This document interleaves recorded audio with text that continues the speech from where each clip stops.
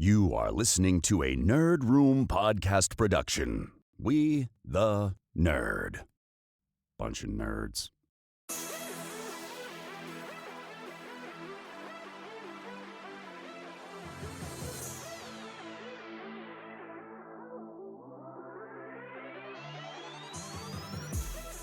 Hey everyone, and welcome to Nerd Room. We talk all things Star Wars, Marvel, DC, and beyond. This episode number 298, we're discussing Hawkeye episode 1 and 2, The Book of Boba Fett, and Jurassic World Dominion. I'm one of your hosts, Tim. I'm Troy. I'm Carlos. And I'm Ian. And he's here. No special introduction. He's part of the Nerd Room. We've got a full table this evening breaking down various parts of nerddom, including Hawkeye episodes 1 and 2. You may have heard some of our thoughts over on the live stream, which was hosted on our channel by Vigilante1939, but you're going to get a deeper dive here, and you're also going to get Carlos's real opinion tonight. Well, he has Troy here to back him up. Brought the big guns, but I brought Ian with me to break that one down in a little bit. Yeah, I was gonna say who exactly brought back up to this one.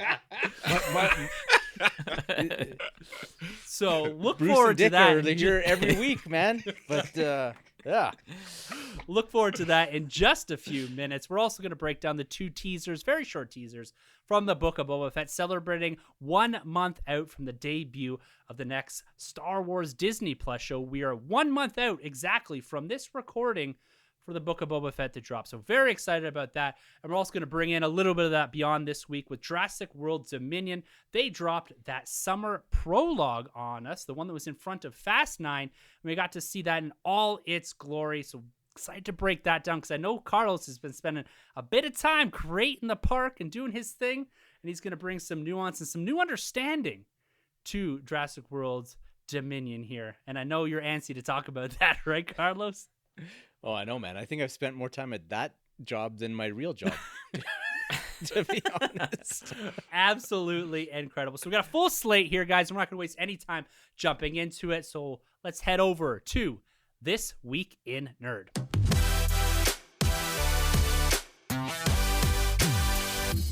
All right, guys, welcome to This Week in Nerd, where we break down the latest and greatest from the world of nerd. And we're going to kick this one off with the Book of Boba Fett. This past week, we got two trailers, one entitled Rain and the other that dropped today entitled Message, breaking down more or less the trailer that we've seen already into shorter 30-second clips, but we do get little frames of new things, including our man Boba Fett in a back-to-tank and a few other clip scenes from Jabba's palace. This really looks like it's probably from the first episode where we have him moving into Jabba's realm, back onto Tatooine with Fennec here. So, Ian, I'm going to go to you first here. Let's bring your thoughts in about the Book of Boba Fett. These two teasers, they don't add a whole bunch of context to the world of the Book of Boba Fett, to what we're going to see here in just a month's time. But at a minimum, does this bring up your hype level? Are you getting more and more into this? Are you ready for the Book of Boba Fett?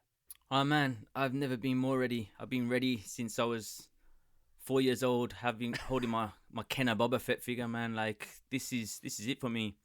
I mean, before this show, I was like looking around this little room that I'm in now, just counting how many bobbers I have on display. And there are 19 bobbers on display in this room, including 2 hot toys, pictures everywhere. I've got some art up here. I mean, like, this is my guy, man. And I've been super excited.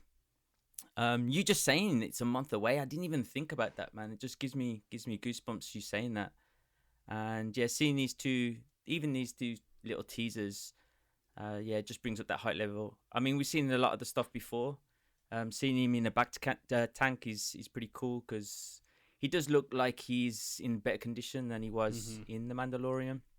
And yeah, we can also see how he can kind of heal since he got out of that Sarlacc.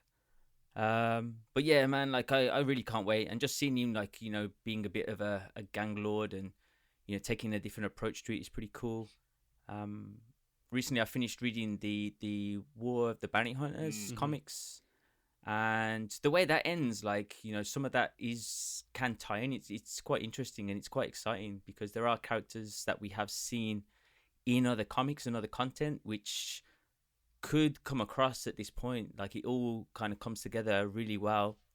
It's nicely timed, and I do think we're gonna see some familiar faces from other movies and other comic books. So, yeah, man, like super excited, hyped, can't wait. Oh man, you got me more excited to read the War of the Bounty Hunters because my pull list has been pulling all of those. I have a humongous stack, but I've not read a single frame of one of those, single panel of that book. So that's actually got me a bit more excited to read that one. Maybe motivate me a little bit here to tie into the Book of Boba Fett. Troy, are we going to see Boba Fett emerging from that Sarlacc pit? We're certainly going to see how he gets better. But do we need to see him and go back a little bit further? Because we're 5 years out from Return of the Jedi, I believe, 3 to 5 years. And there's a bit of a gap here. Do we need to backfill this in this story? Or are you okay to go point forward from what we're seeing in this trailer right now? You know what? I'm cool, to be honest, without it. But I think we're getting it full on, man. This is Carlito's Way, Rise to Power, man. Meets Boba Fett in Star Wars. Like, this is the gangster flick that everyone's kind of wanted out of the Star Wars universe. And I feel like not only we're going to go back to that moment of him coming out of the pit, I feel like we're going to get flashbacks, pretty much everything from Mace Windu and up. Like him being traumatized by the death of his dad, holding on to that helmet through the Clone Wars. Cool. The gap between Rebels. I think we're going to get like some really deep cuts and takes on Boba Fett, his training throughout the galaxy, all these other bounty hunters that he's had encounters with. Like, I think they're going to go all in. And I'm all here for it. Like, I've never been the biggest Boba Fett guy. But I really feel like ever since the rumored, or actually, like I think it's greenlit. It was greenlit. The Josh Trank film. The director from Chronicle was meant to go and give us that Boba Fett film. I was pretty hyped at that time. Got taken away from us, but we've always wanted that Boba Fett, that Obi-Wan movie, and well, now we're getting 2 TV series out of them, especially for Dave Filoni and how am I forgetting his name right now? Jon Favreau. Obviously, he's been a big Boba Fett guy, as much as Ian here, it seems. And he's obviously been wanting to do this film for quite some time. But what better platform than to do it on a Disney Plus, whatever, 6 or 8 episode series that we're getting. But I think we're in for a treat, man. I really just can't wait to see this gangster flick. Like, you know, Jabba has always kind of had that presence of being like the mobster, but now we got this guy cutting the head off of him. Well, the guy underneath him, and now becoming the next kind of dude to run Tatooine. And I'm just all in there, man. Especially with like Finnick too, like the buildup of them, like these other characters that we've had alongside with Boba. It's just it's something cool and something different in Star Wars that we haven't quite seen yet. And the armor's looking great too. The armor looks really great throughout the trailer, and yeah, man, I can't wait. Cannot wait. Now, Carlos, you and I did a show, or I guess a YouTube show here with our man Chris Coelho. So we'll link that below. That was focused more on Star Wars Visions. But in that discussion, we talked about the familiarity of Star Wars. And this Boba Fett, these 2 little trailers that we do see, there's a lot of familiar Star Wars things. And we've talked about how that is a bonus sometimes and something that props up the show, but it also pulls the show down, or at least puts handcuffs on it. Where's this one sitting when you see these 2 trailers? You know, you've seen Jabba's Palace, Tatooine, a lot of familiar species and all that. But is that going to hamper this, or is that going to elevate this, do you believe? Oh, I think it'll elevate it for sure, because Boba, he's such an enigma, and you watch this trailer and he's got some swagger and he's got some agency to him, and we've never seen that before, right? So it'll be cool to see him negotiate this world in a way that we've never had before. Like, they kind of insinuated it in the movies, but obviously we've never seen anything with that. And if we get some stuff from like back in the day from the prequels and the get him, Dad, get him, like I'll be looking forward to that. But even if it's just this guy, like Troy drew the analogy to Carlito's Way, like his rise to power and him taking that brass ring, and you know, the gangster lore in Star Wars, it's underappreciated, but like it is definitely there. And once they establish this, then you can kind of move forward and backwards from there and tie into some of the things that were insinuated in Solo, in some of the stuff with Maul in the comic books. So yeah, the possibilities are endless. But yeah, I think the familiar surroundings will just make it an easier entry into a different type of story that they seem to be telling with this one. So yeah, man, I think it's a good idea. Yeah, fully agreed here. And when we're talking about familiar, you notice that when they're having this big mobster meeting, they're all precariously sitting above what looks to be the Rancor pit. And our man Rick, he put something into my head over the weekend. that whole table is going to drop into that Rancor pit. And I have to ask you guys, because I'm struggling here. I'm struggling a little bit. My Rancor that I backed a few episodes ago, the HasLab project, not doing so swell. We're sitting currently at just over 4,700 backers of the 9,000 needed with only 7 days to go. So I need to know, if there's a Rancor in here and they slap a Mandalorian tag on the side of it instead of Return of the Jedi, does this thing get backed? Will we see a Rancor? I'm putting it out to any one of you there. Will we see a Rancor in this? We have to, right? We have to. Oh yeah, like he's one of the seminal characters of Return of the Jedi, right? The fact is that a movie that came out in 1983, they're making this massive toy of. Well, I don't know if they're gonna make it anymore. I think I don't know. Wouldn't they have waited? If I guess they wouldn't know, but would they have waited? Because man, that Rancor is not coming out, man. I'm telling you now. But we're halfway with 7 days to go. No, it's gonna take a miracle, and I have all the faith in the world. But the detractors online are just very, very strong. So I've lost a bit of faith in the fact that it's gonna get back. I thought this thing was a for sure. But what if it's like a Mando Rancor? Yeah, but like, why would? Because I mean, I don't know. Boba in this says that he wants people to respect him, not fear him. And why would he just drop everybody into a Rancor pit? I don't know. To sell toys. And like, how would you? True, yeah, true. But I don't know. Like, I mean, we got to see like a baby one in what was that, in the Bad Batch? Yeah. I don't know if they're overdoing it if they start bringing in Rancors. I mean, it's supposed to be kind of a bit rare. If you can just pick up a new Rancor for your Rancor pit, it kind of takes away from it a little bit. I don't know if I want to see another Rancor. Yeah. I'd rather see some other characters that we've seen in other things come back. But I don't know. Yeah. I do love that idea though from Rick. I think that would really set, especially like the first episode. That would set the tone, because with the stakes that we had in Mando season 2, we obviously had the dragon, right? And that looked amazing. If they could even up the game even more by giving us the full on Rancor at the bottom, I think visually it could be pretty cool. But I agree with Ian. I think it'd be a weird mistake for marketing purposes from Hasbro, at least, for not waiting to release that after this episode dropped, because then you could have kind of ran that wave. But doing it now with such little time would be weird. So, well, it's going to end before this debut. It's going to end, right? So, I mean, I would have liked to have seen it, but I don't know if that's going to happen. I don't know. Is it a difference maker though, Troy? Do you think if this had a Mando tag slapped on it and like the exact same thing, but instead of being returns, it's Mando, does it get backed at 9,000? I don't know if it gets backed, but I think it makes way more. It'd be doing a lot better than what it's doing right now. Because you said what's 47, and it's gone backwards. It was over 5,000 at one point. Yeah, because I feel like there's just such a weird gap. I feel like even if this was a long time ago, like if we were going like Force Awakens era, because the hype was there for Star Wars, anything. But because it's like now, it's like this weird space in like Star Wars. If you throw anything Mando, it's good. But if you throw anything before Star Wars, it's great. But in the middle is kind of awkward. And without this having any like Mando tag, like you mentioned, I feel like it falls flat. So yeah, I don't know about the tag, but like just if people knew that the Rancor was going to be in it, I think it would super stoke excitement about the creature, right? Like I would say no problem getting there if the episode drops and Rancor gets this cool showcase. Yeah, like people would just be jacked and ready to go and be willing to open up their wallets. But I don't know, man. For your sake, I hope there's a groundswell, or maybe they drop another trailer and tease him, and he's sparks people's imaginations, and they'd log on there. And just think though, if they did it with the Mando, the tiers that they could just have like, all these different characters from the Mandalorian or from that scene. Yeah. And it'd be pretty cool. Like what did they get? We got like a backdrop with some little rocks or something. Yeah. And then, I mean, you could have actually had some characters that people don't have. Yeah. Twi'lek. That would also get people in. Yeah, exactly. Yeah. Twi'lek, that'd be great. Yeah. And I think that's where, this is my opinion on the tier stuff. I think it's fine. Like, you should be buying the Rancor, but I do see the argument as to why people are upset that the tiers aren't anything brand new. Like, a Rancor Keeper is probably the thing that should have been in there, but if I'm going to take a wild stab in the air, I'm guessing that's going to be an exclusive somewhere, and that's been locked up.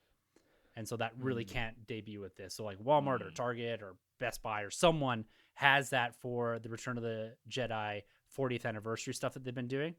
that we see that kind of all over the place, because there's no other logical explanation to me why a Rancor Keeper hasn't been included in one of the tiers, even just the last one. It's the most enticing character that we don't have. It would have to be a brand new mold, brand new character, and it pairs so well with the Rancor.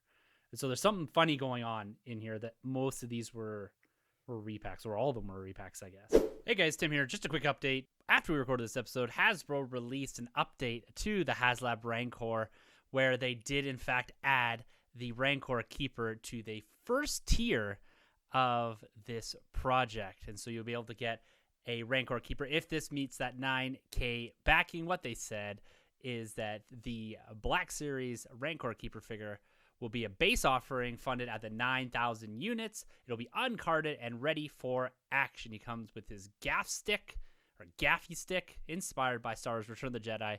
This figure is in active development, and they will share the renders as part of our backer updates if the project successfully moves into production. So this figure didn't exist. It was not actually going to be an exclusive anywhere, at least in the relative near term. So guys, get out there. We got the Rancor Keeper. Get out there and back this before December 6th so that I can get my giant Rancor. All right, back to you, Carlos, and your crying Rancor variant discussion.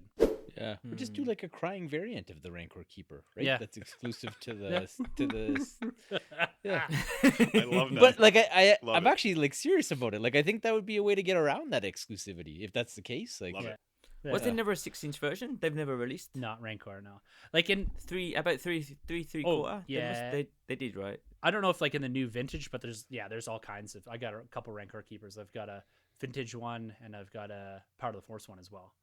So Okay. Yeah. Yeah, I know because there was the Rancor in the 3/4 scale, because that was one of the Black Series I could actually buy here because nobody was picking it up. yeah, And that's that kind of already made me think that it's not going to be that popular because Right. nobody bought that one. That's a good point, Right. because there's two big sets. There was the AT-AT or the ATST with Chewbacca. There was in that Black Series 3/4 inch box, and then there was a Rancor.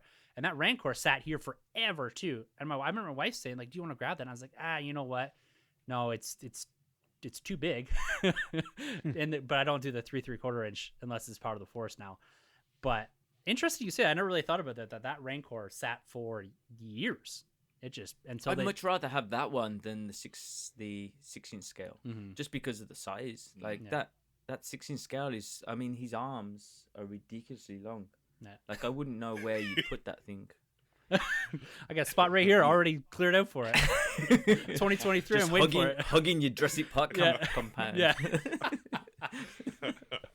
Well, guys, we'll keep. I guess by this time next week, we will know if this got backed or not. So they haven't charged my credit card yet, and so it's going to be a little bit of a nice relief this time of year to not have that $400 and so Canadian dollars charged to my credit card. But I'm going to be disappointed at the same time if it doesn't get back. So go out there and back it. It's going to be The Mandalorian. You heard it here first. So that's going to be a Mando and a Return of the Jedi Rancor. Serves both purposes. But guys, let's get into it.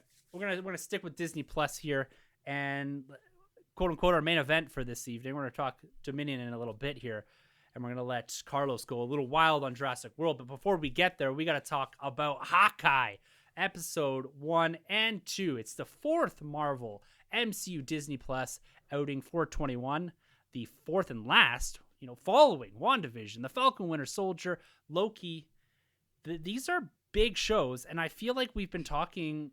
What was it came out first? WandaVision? I feel like that came out mid 2020. Like this year has just been enormous and also very small and confined when it comes to our personal lives. And so talking about the fourth show on top of the 4 movies, well, we've gotten 3, the fourth one's coming here in just a few weeks. And look, we got some discussion to have, a little detail here, but again, like our reviews, like we ran last week with Ghostbusters Afterlife, go check out that review if you have not. But I'm going to steal a page here from Carlos's review manual, and I'm just going to uncork here. I'm going to let you guys have a bit of time to give your high-level thoughts. A couple sentences, a couple paragraphs, whatever you want to put to it, and then we'll jump into some of the nuances, some of the details around Kate Bishop and Clinton Barton and that. So I really want to go to Troy here first.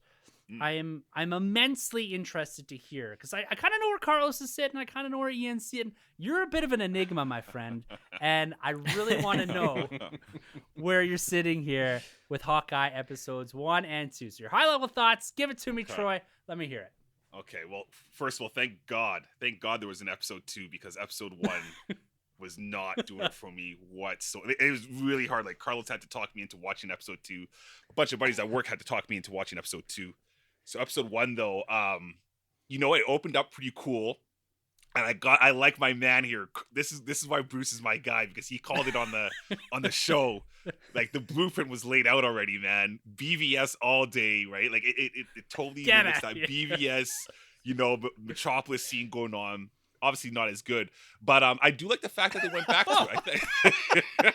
I like that they went back to it, though. I thought that was kind of an interesting take, because I do like, even with the Netflix shows, we always addressed the 2012 event as the event, right? The alien kind of invasion, and I thought it was kind of neat. Visually, it was okay, and I thought like her being inspired by Hawkeye was kind of cool, but also very predictable. I think we all kind of knew where the scene was gonna go. But the acting right off the bat in the scene pulled me out pretty hard. Like, my goodness, like the mom, the mother, and the father having the little banter. I was like, really? Like, this isn't good. Hopefully it gets better. And then the scene ends. This whole scene ends with her being inspired by Hawkeye. That's fine. But they're at their funeral, and the mom's like, anything you want, dear, anything you need, you let me know. And she looks at the camera basically and is like, all I need is a bow and arrow. And I was like, get out of here. Like, who is writing this show? Like, I don't care. I don't care what anybody says. Somebody please tell me I'm wrong, because the dialogue was absolutely horrendous in this show. Like, this makes, like, I don't know, old school CW, Smallville, whatever you want, look way better in writing, at least. But, we jump forward, and I'm a massive fan of Steinfeld. I loved her from Edge of 17 and Bumblebee. I thought she was great. So she's good. She's solid. But it's the way they've written Kate Bishop, and it's been a while since I read that Fraction book. I can't remember Kate Bishop being like this. Like, she's kind of goofy, and she makes very careless mistakes, like, over and over again, to the point where I'm like, really? Like, aren't you a little bit better than this? The dialogue continues to get a little poor for me. I don't want to do a whole rundown of episode 1, but as you can tell, I really didn't like episode 1. I really absolutely struggled with this one. I felt like it's the weakest MCU show started that we've seen. But a good friend of ours, actually, Elliot, did talk. He did mention on Twitter, like, they've all kind of started off a little rough with the MCU shows, but they do, eventually kind of get better. So that was also some words of wisdom that helped me carry on into episode 2. And I do feel like episode 2 was significantly better. It's still, I'm not blown away completely. I think Clint is the star of this show. I know the light's been shined on Kate Bishop, but for me, Jeremy Renner is the one that really is the one that's keeping me going. I think every scene that he's in is great. I love his family aspect, especially because in the original comic, like, he didn't have a family, so it's kind of cool that they inserted them, at least for a little bit. But now they've taken them out, and now it's going to get a little bit more gritty a little more faithful to the comic, at least it seems. But for me, that's like my kind of high volume right there. I dare you guys to prove me wrong. Come on, let's hear it. Okay, we'll get there, and I promise you, Troy, we'll touch back on Kate Bishop here, because there's parts that I can see, and there's other parts I'm like, I think some of this is on purpose, but we will get there. Ian, cool. Let's lay your thoughts on us here about Hawkeye episodes 1 and 2.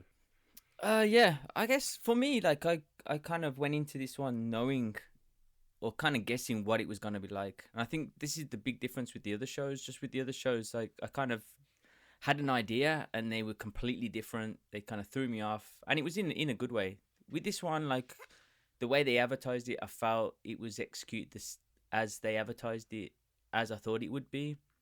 And I kind of like that. Like, I was kind of just hoping for a bit of a kind of a little cheesy, easygoing kind of Christmas show, leading up to the holidays, something a little different than what we'd had before. And I think that's exactly what we're being given. Like, there's not really much hidden in this show at the moment.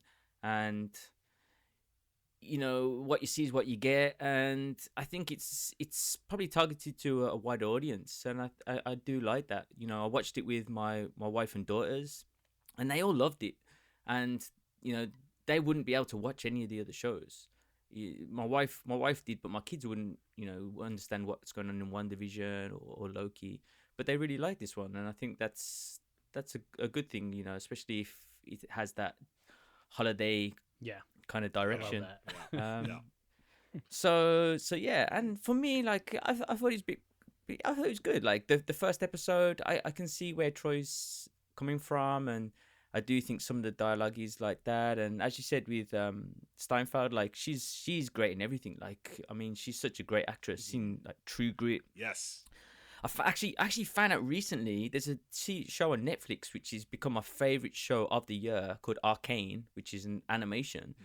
And I didn't even know until I finished the show that she's actually the lead in that show. Like she does the voice acting in that show. So, she's appeared in one of the best shows I've seen in ages. So I mean, I do really like her, but I did find it a little goofy at times. I think for some parts, the fight scenes where she's kind of hitting people with bottles and it's making that kind of boink noise, and some of the sound effects, she grabs the guy with her legs and it makes this crunching sound. I'm like, okay, so this is what we're getting. It's kind of a little exaggerated. It's a little silly, but as soon as I accepted that, and I kind of knew it anyway, I really, really enjoyed it, and I really got into the show. Like both episodes I thought were really good. Of course Renner's is great. The one part that kind of threw me off a little in the second episode was the medieval thing. Is it LARPing or whatever they do? Like that just took me back to that movie Role Models. Is it Role Models? Yeah, I think so. And they do a very with Paul Rudd. It's very similar. There's this really similar scene. It's almost exactly the same. And I thought, it's a little silly, but I get where they're going. And as a Christmas show, I really did enjoy it. Like, there was a Netflix show that came out. No, it wasn't Netflix. Was it HBO Max? The 8-bit Christmas. I think Carlos watched, and I see the similarities. The acting's not great. The child acting isn't perfect. It's a little goofy, it's a little silly, but it's kind of really directed towards families and to a wider audience, and it's just fun to watch. Like I sat there for those 2 episodes and I had a really good time. I really enjoyed it. So yeah, I think it's just the way that you approach it and the expectations that you have, I guess. All right, Carlos. We sat in a live stream on Friday evening, and you were a little quiet at times. And so you're on your show, you're at your home base here. Let's hear some of those thoughts. Well, no, I just I wasn't quiet on purpose. I just I knew this would be a more representative round table, and not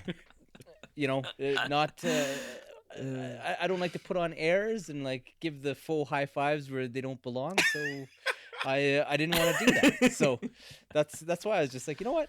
Wait till we get to home base, and that was a vigilante show. Didn't want to bring it down at all. So it's just like, let's go.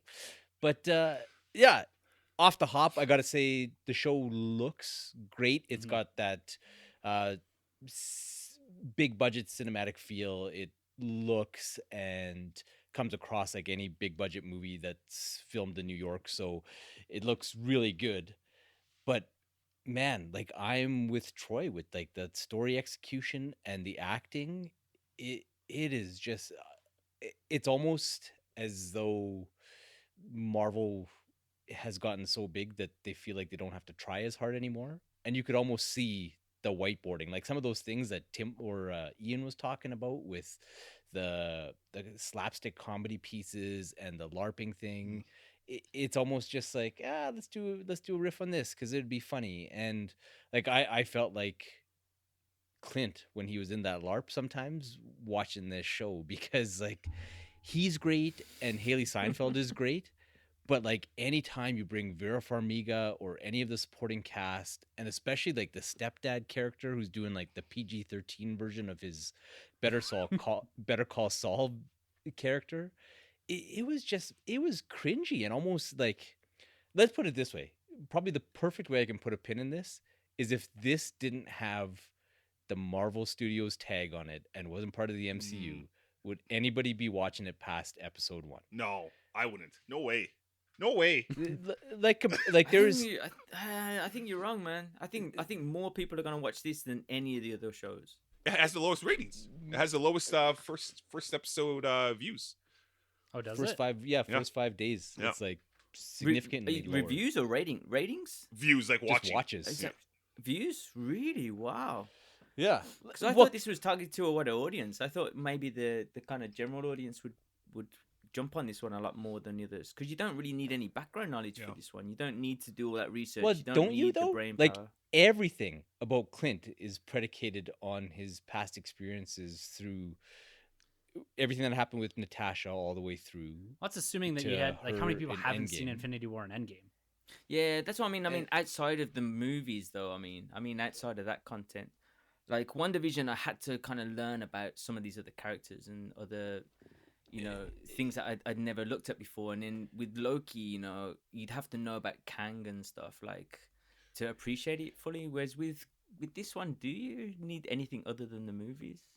Maybe not, but at the same time, like that's not even really my point. Like my point is the quality of the show. Is it good enough to draw you in and keep you there, right? Like you walk into Falcon and the Winter Soldier, and if you don't know anything else, you know that a Captain America died, and now this guy has inherited the shield, and he doesn't know if he's up to the task. He kind of puts it aside and then sees the ramifications of that happening, and the show plays out, right? And then the more you know, the better the show is, and the more you get out of it. Whereas with this one, like, I can't say that it's a good like, it felt like a network TV show. And so it was like, if I was watching ABC and this show came on, would I tune in next week for the next episode? Probably not. No. I was pushed, man. I was pushed. Y'all pushed me. Yeah, That's a like, good point. Well, and I think that to that point, I don't want to cut you off here, Carlos, mid go here, but because I find it intriguing and interesting your point about if I had watched this in isolation, if this is part of a new series drop, are you intrigued enough to keep going with this? My answer, to be honest with you, is probably close to Troy's. Like I don't know, but because there's so much built into this, and the way that they've constructed this universe, I have to watch this. I mean, I'm invested in this both emotionally and because I've seen everything. And is that an excuse? I don't know.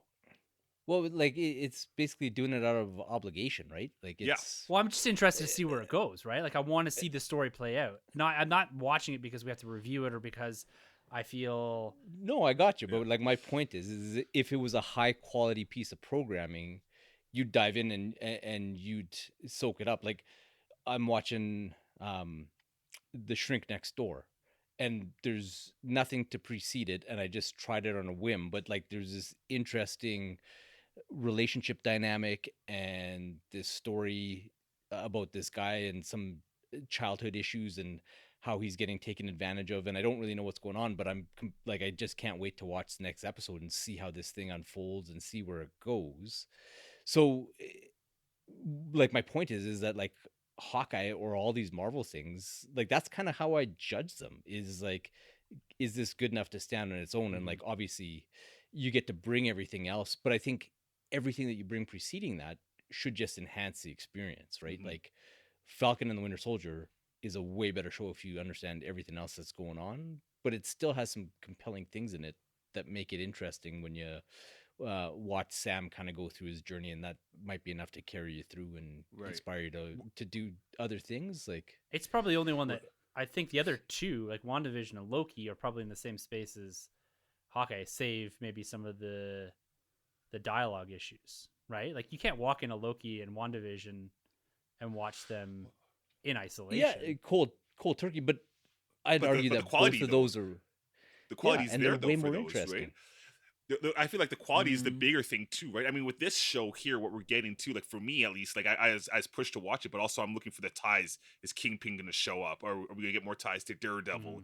It's the MCU branding that's really pushing me through. Whereas if this was the Adventures of Speedy outside of the DC universe, I wouldn't care. I wouldn't be really watching this to see what it's connected to. I mean, Loki has like the aspect of, well, quality. I feel like, in my opinion, Loki's been the best one of all of them. But the quality speaks for itself. Watching the first episode all the way to the end. I mean, with the Kang reference, like, we didn't even know Kang. We had theories Kang was going to be in there, but we didn't really know. So for the general audience, nobody knew who Kang was, but nobody even knew if Kang was even going to appear until the very end. Yeah. I feel like the show carried you through, and the Marvel stuff was a bonus, but the story took over. Whereas here, I feel like Marvel's the driving force while I'm watching it, and the quality's taking a back seat. Mm-hmm. That's at least where I'm kind of coming from with this Interesting, one. because you guys both struggled with the first two episodes of WandaVision as well, right? Yeah, but at least for that one, for me, it just didn't work for me. But I could get why people liked it.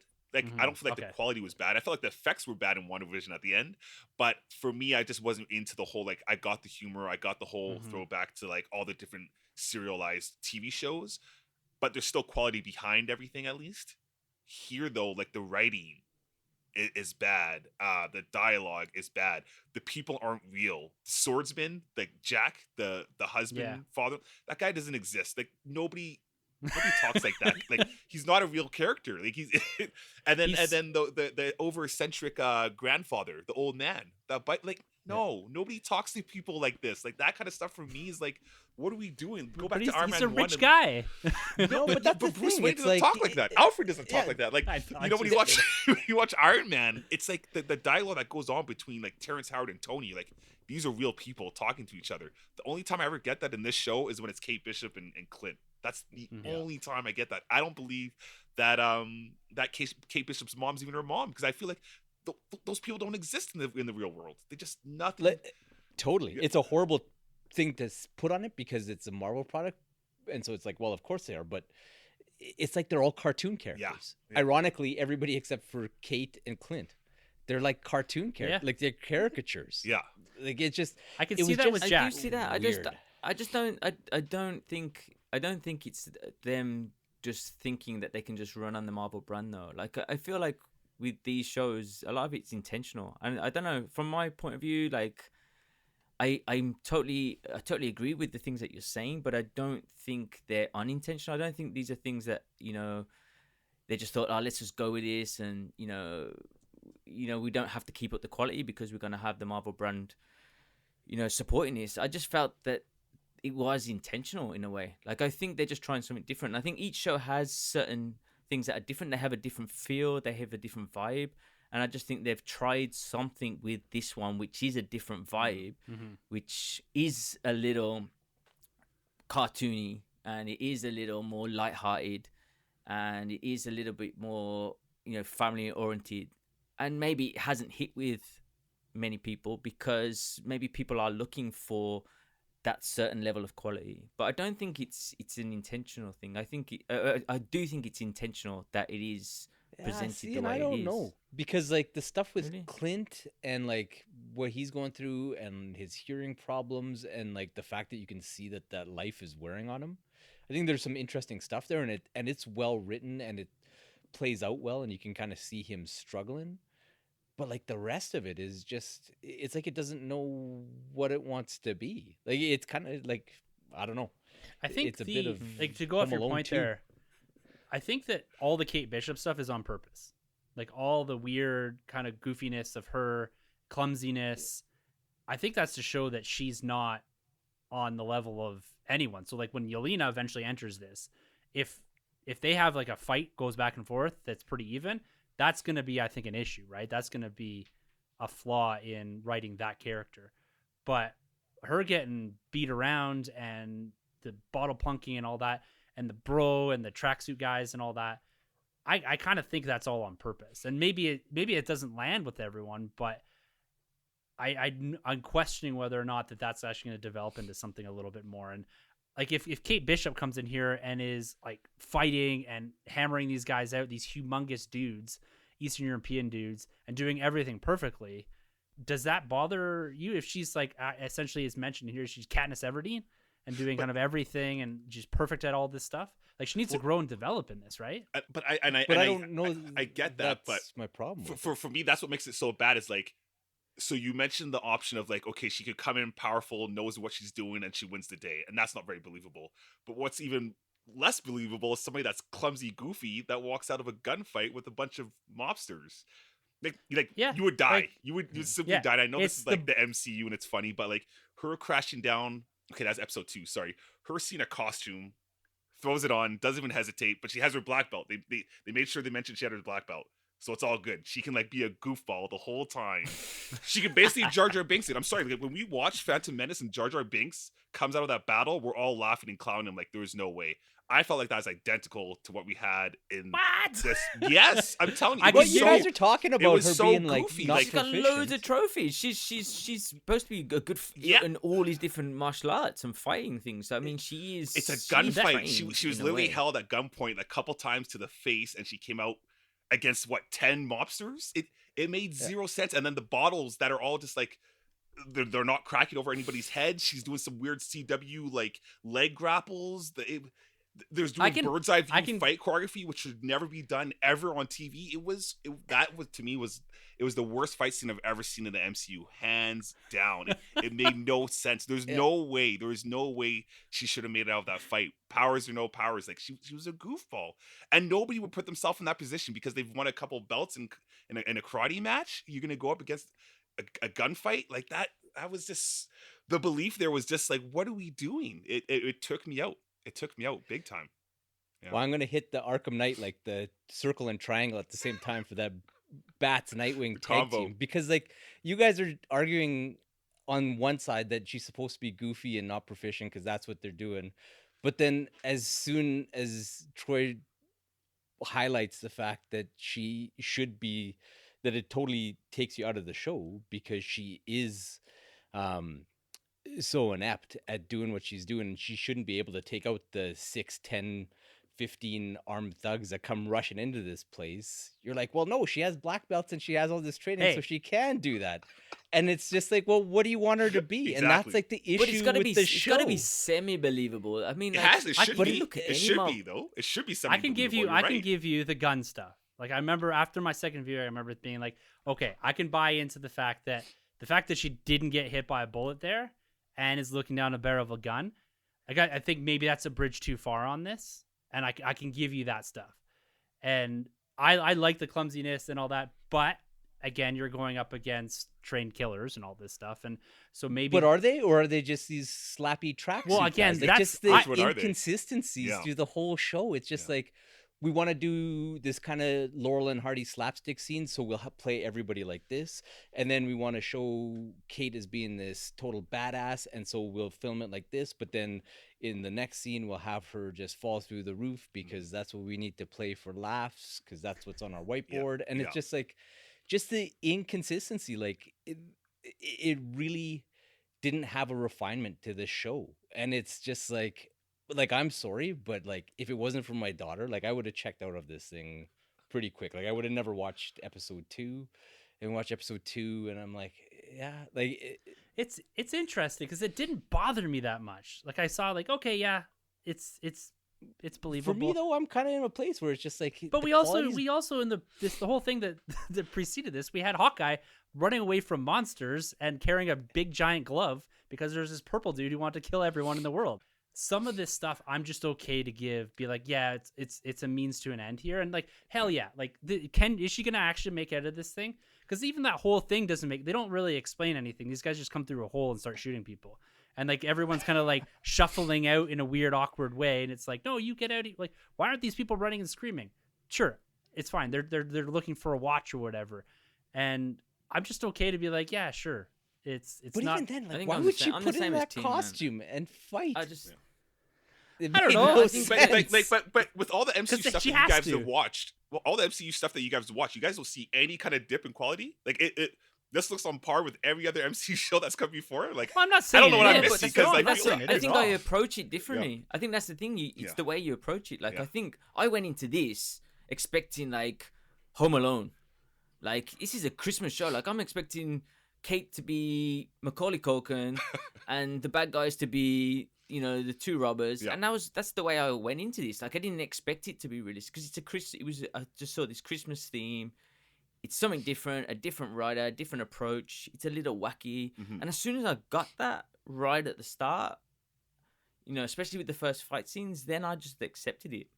And I think that's just me. I think like I'm generally quite critical about things. I do overanalyze things sometimes, but I think with this, like I love Christmas, man, and I think I just wanted this to be a fun Christmas show, like leading up to Christmas, and I'm kind of glad it is not something that's too serious. It's not and something Daredevil. that I have It's to not. think. It's like a lot of people use the Yeah. word like this is the grounded one. It's not really, right? It happens on a street in New York. Right. Yeah, but I don't know. Like I'm not like I'm happy if it's this campy kind of fun slapstick enjoyable show with this Christmas vibe to it. But like the quality is just not there. Like if that's the show that you're doing, if you're doing this fun kind of Marvel Home Alone, that's cool and I can vibe with that, but the quality has to be there. And that has to be the shot that you're taking, right? Like you brought up 8-Bit Christmas. They had a tone and a theme and a story that they wanted to tell, and they carried it all the way through and give you this beautiful ending by slowly seeding things through. Whereas this is just like random stuff. Like I feel like I don't know, the episodes are like, okay, Tim, you write the first act, Troy, you write the second act, Ian, you write the third act, and then Carlos, you write the closer. And then we just film it and stick it all together and hope that it works. Like, And this, I don't disagree with you in that it's not at the same level as like a Loki or a Falcon and the Winter Soldier. I don't think that. I'm not saying that this is the best one or it's kicked off in the best way, but I've just approached it differently. And Yeah. I'm just kind of consuming it as is. I asked my wife, who on my second round watched it with me, and I said, what did you think of the first episode? She's like, yeah, it's kind of an opening episode, right? She didn't have any like praise to heap on this thing. She's like, yeah, I like the connections and I like the girl. Like, she's cool. And she just kind of was just there, right? And so is this going to be like the Emmy-winning Disney Plus MCU show? No. It's a piece of a story. Is it a tie-in version of a comic book? Maybe. But we read those, and they're not always the best thing, but they're a supplemental piece of the story. Yeah. I don't know. But I know I'm when I making read- excuses, but when I read Nick Spencer, I'll tell you that comic book's trash. And you know what I mean? Like, I read it, but I'll tell you it's bad. yeah, just because it says Watch the Amazing show and I'll tell Spider-Man you it's doesn't bad. mean that it's good. but I'm not completely disagreeing with some of your thoughts. They're like the mustache twirling villain that is Jack Dufresne is literally that, right? Like, and you're right, Troy. And I like the way you put it is that this is not a real human being. The way he approaches his whole relationship with Kate Bishop, like, I'm going to be your stepfather, so I bought a book, and I'm going to like sneakily tell you things, and like we're never going to fully admit to you that we're engaged, but we're going to be this way at this party. Like, you have that connection with your mother. Your father died, and you have like this really tight connection. Yeah, that's bad writing. That is the way it came out, and you got this guy in exposition whispering to her that I wanted to look as good as you in a suit. If you're gonna wear that to the like, no one would bring that up the first thing that you talk to someone, right? And so yes, I get that, but I'm happy just to be like, you know what? Someday he's gonna be the swordsman. So. Whatever, right? It's not the focus of the that's show. what we're saying. It's like, Yeah, man, if this I was totally the agree. I CW understand what you're and coming Kate Bishop was Speedy and Jeremy Renner was Oliver Queen, people would be crapping all over this thing and checking out. Hands down. But I hands don't down. think think people are heaping praise on this thing. Like, I'm not sitting here saying like, Yeah, man, this, like, this is it. one This of the- is the definitive MCU Disney Plus show. I don't know. This is I'm- the I'm- best. Yeah, I was surprised to see on Twitter like people one thing that threw. one thing that hit me, which was really weird. Like, my wife watched it, and she likes the Marvel things, and she watched it. She watches the worst stuff, man. Like, she watches Japanese TV, and man, I'm telling you, it's the worst television in the world. Like, it's so stupid, it's so over the top, exaggerated actions. I can't stand it, man. And she watched this show, and at the end, her first thing she said to me was, that girl's quite annoying. So, like, the fact that she didn't like how kind of wacky she was kind of told me something that maybe, I don't know, maybe this isn't going to hit with a lot of people. Like, I feel people here may be a little bit more accepting, and they like that kind of slapstick kind of comedy and that kind of wacky side of things. And it didn't hit with my wife.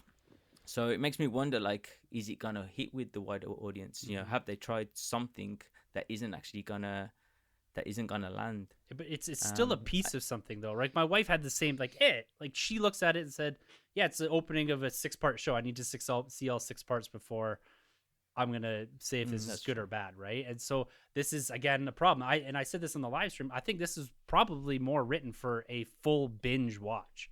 The first 2 episodes end in a this is a cliffhanger. You need to immediately go to the next episode, not wait a week. So we get like the Jeremy Renner or the Hawkeye versus Kate Bishop thing, and then the second one it ends with Echo, and then you're stuck there, right? That's like a Daredevil ending where it's like you have this immediate abrupt end to the show when you're like, wait, that's how it's ending? And now we have to wait 2 weeks? Like the other ones don't end like that. They end with maybe a smaller cliffhanger, but there is some reasonable resolution to the in the moment thing. This one is very like, and with Echo appearing, I don't know who Echo is. No one knows who Echo is, but the way they turn, it's like you're supposed to know who that person is. Right? And so they, again, are relying a little bit on the Marvel reveal. Like, my wife turned to me and said, am I supposed to know who that person is? And I said, no. Yeah, I don't know, man. Like, if something's compelling and good, like, you're going to be tuning in to the next episode and counting down to it. But, like, with the cliffhangers, it's just like, yeah, if MJ wakes me up to watch it before she goes to school, then sure. But, like, honestly, I didn't like. I'm the Daredevil guy on the pod, and I'm just like, yeah.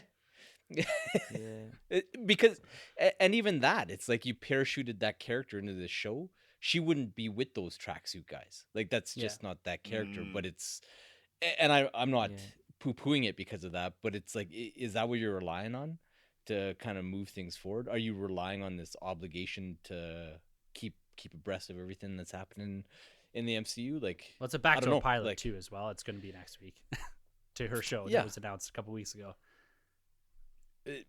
Sure.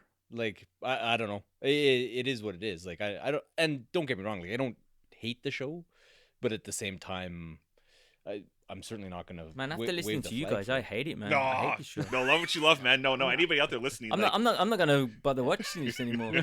No, I want people if they like it. I can't watch it the same way anymore. No. Yeah. No, man. Like, and like Troy said, you gotta love what you love, and like I'm happy there's people that love it and stuff, but at the same time, we gotta. I think with represent me, I'm watching a lot of people. heavy stuff at the moment, and it's just balancing it out a little bit. You know, when I'm watching like Succession every week. You know, this really kind of adds that balance there. Like it's, you got that whole, I mean, super heavy, and then you got the super lighthearted. So it's that nice balance. I think it just came at the right time for me, more so than it being a quality show that I enjoy. I'm kind of in the same spot too, especially with the Christmas vibe, right? Like I just kind of blindly accept Christmas stuff as being Christmas stuff, and it's interesting because this is definitely the biggest amount of discourse we've ever had, I think, on one of these Disney Plus shows. But it's not too dissimilar from other discussions we had in general about MCU stuff as of late, especially. Yeah. Well, yeah. And it's one of those. I think I'm just more comfortable on the podcast now. I'm permanent, and so I'm going to represent. You don't have that brand as the newest guy anymore. Yeah, exactly. I've moved one rung up the ladder. I'm sitting here in my Bruce Wayne robe, and it's like, you know what? Let's get this going on. So we do have 4 more episodes, and we've got a lot of Kate Bishop and Jeremy Renner, Clint Barton, like you guys said. Everyone's kind of heap praise on those 2 characters. I'm interested to see where they both go. Let's see if the swordsman actually evolves into something much more than a literal mustache twirling villain. And like I'm intrigued by all this. And like I said, I've enjoyed watching the first 2 episodes. Is it the best Disney Plus MCU first 2 episodes? No, I'm happy to admit that, but I'm also happy to sit here and say I enjoyed it and I had fun with it, and I've watched them both twice. So I want to see where Kate Bishop goes, because this is the first Disney Plus show that has, I think, primarily focused on a new MCU character. The previous 3 are all established characters that we know, introducing supporting cast that will pop up later on. But this one Sylvie, being right? Sylvie, yeah. Yeah, I guess she's kind of a main character, yeah. But I think Loki's still the main person. Yeah. I think Kate Bishop, at least these first 2 episodes, seems to be the focal point in developing her character. You know, we've gotten a lot of Hawkeye, and the back episodes, we might see more of them dig a bit deeper into the Ronin stuff. That might be our episode 3. You know, and even Jack Dufresne, like in the comic book, Swordsman trained Hawkeye. So I'm going to be interested if they actually link anything there. Like, does he know this guy from the past? What's the deal with that? You know, this, because Well, there will be some other twists, right? You've got like, isn't it the mother? Like she's She's a pretty villain. famous. She's I'm pretty sure she's a villain. Yeah. So I think we are expecting some twists. When you have the two of them Like- arguing, the old dude and her arguing, we don't really know what that's about, and so they've laid a lot of seeds. But when you start to bring in the fact that you have Echo, you've got to finish out Ronan here. You've got to talk about maybe Yelena. Like, we know she's in this. How big of a capacity? Don't know. From Black Widow. There's a lot they have to do in this to get to the end here. But some of it always comes down to the word we use a lot here is economic storytelling. And how many Yeah. backdoor pilots are we going to get here? There's been rumors of the Kingpin showing up in some capacity. Is that just a cameo, or does that play a bigger role? I don't think they're going to go full Kingpin in this one.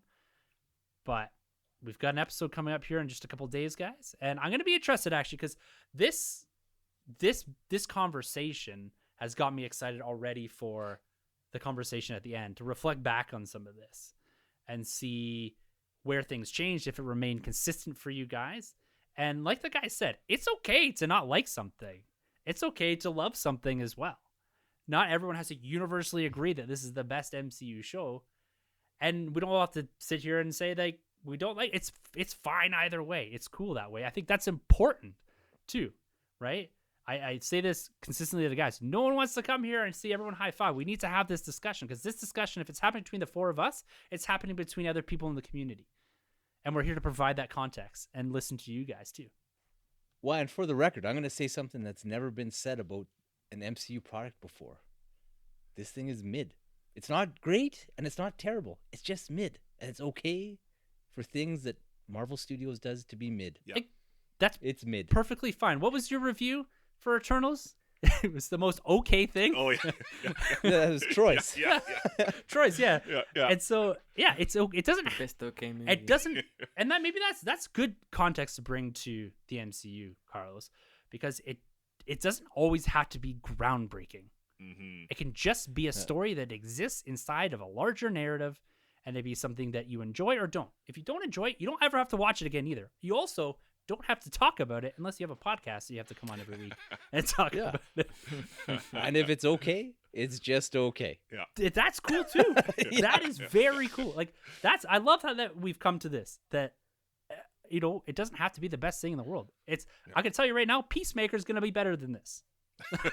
I can tell you that right now, but I'm going to enjoy them in different ways. And that's okay too. So, though, we're going to leave that. We're going to put a pin in that one here. The Hawkeye is okay. And we'll see where it goes in the next 4 episodes. A lot of ground to cover.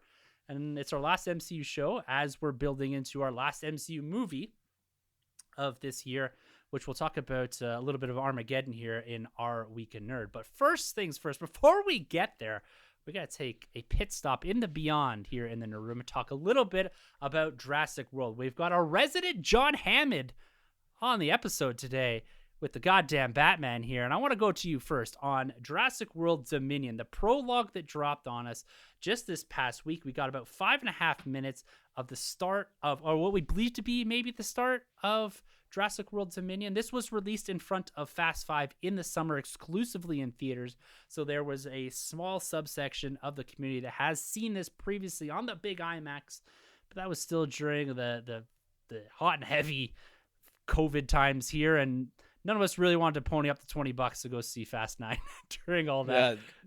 Yeah, we did discuss it. Yeah. You and I, but yeah. So Carlos, talk to me about this really uniquely set prologue that they've put in front of us that is dropping to lead into next summer's Jurassic World Dominion, the third and presumably final installment in the Jurassic World series. Definitely not in this whole narrative and the thing that are growing, but if we're talking about trilogies, it's the last one that Colin Trevorrow potentially is bring to the screen here. Well, first I got to correct you on something, because you are the OG JP fan, so you would be the John Hammond, and me being the brown guy, it's only fitting that I'm Simon Masrani. Hey, Matt. Just building on the legacy that you left behind. And I'm digging it. Yeah. So that's how that dynamic has to go. But man, I freaking loved this thing. Like it. I remember one of my first thoughts when I saw Jurassic Park as a kid. I was just like, man, I want to just I just want like a 2-hour movie of just the dinosaurs just wandering around the park doing their thing. I don't need any other humans. And like one of my favorite scenes in Jurassic Park still is when Dr. Grant looks out onto the horizon and he sees the brachiosaurs and the parasaurolophuses coming out of the water and that, and it just takes you away to a completely different place. So to have them pony up and do this prologue where it's actual dinosaurs and they look a little more reflective of what the science is telling us they look like and how they acted and whatnot. I just love this, and that you work in the whole mosquitoes and the blood thing, that they haven't totally given up on that from the original book and the movie, and they take you through the dinosaurs in their natural environment doing their thing, and then that it's this kind of quasi prequel origin story for the T-Rex, like the female T-Rex who's your hero of so many of the Jurassic movies, and that, you know, she gets taken out by the Gigantatosis or Saurus or whatever that one is. You'll have to correct me there, Timbo. I think it's close. Gigantosaurus, yeah. Yeah, and then that she goes down, but you get to see that mosquito suck up the blood, and then you flash forward to the future and what InGen has done with that DNA that they extracted out of that mosquito, and it was just cool. It was just something super cool. I love that Universal ponied up to do this. My understanding is that it's not actually part of the movie. I did hear that. I think Colin Trevorrow might have said that. It doesn't make sense to me that it's not. Like, even when he says it, I'm like, this is a very good opening to the movie. Yeah, it's cool. And either way, like, if it is part of the movie, brilliant. And if it's not, like, kudos to Universal for having their filmmaker come to them with this dynamic idea and different way of marketing the movie.